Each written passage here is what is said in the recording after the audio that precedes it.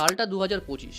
ইতিমধ্যে আমরা বহু কিছুর সাক্ষী হয়েছি, যেমন কোভিড-19, এমন একটা রোগ যেটা মানুষকে ঘরবন্দি করে দিয়েছে। তারপরে আমরা দেখলাম পশ্চিমবঙ্গে আর.জি. করের মতো একটা নৃশংস ঘটনা, যে ঘটনার পরে আমরা সব কিছু দেখলাম, মুখ বুজে সইলাম। এখনো পর্যন্ত যারা প্রত্যক্ষদর্শী তারা হয়তো ঘুরেই বেড়াচ্ছে। তারপরে আসলো 2016-এ, যে সমস্ত শিক্ষকরা যোগ্য হয়ে চাকরিতে জয়েন করেছিলেন, 2025-এ এসে তারা জানতে পারলেন যে 2016-এ যারা জয়েন করেছিলেন তারা নাকি সবাই অযোগ্য, তারা আর চাকরি হারা হলেন, তাদের কাছে আর চাকরি নেই। সেখানে একজন যোগ্য শিক্ষক পরিশ্রম করে চাকরি পেয়েছে এবং সে হয়ে গেল চাকরি হারা। একবার ভাবুন তাদের পরিস্থিতিটা। তারপরে এলো হচ্ছে ওয়াকআপ বিলের প্রতিবাদ।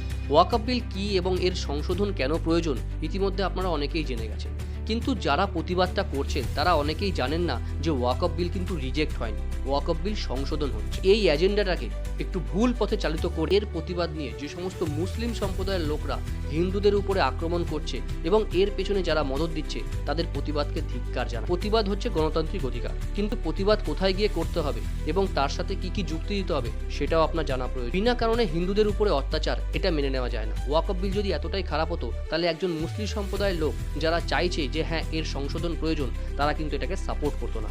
আপনার কি মনে হয়? অবশ্যই কমেন্টস করে জানান।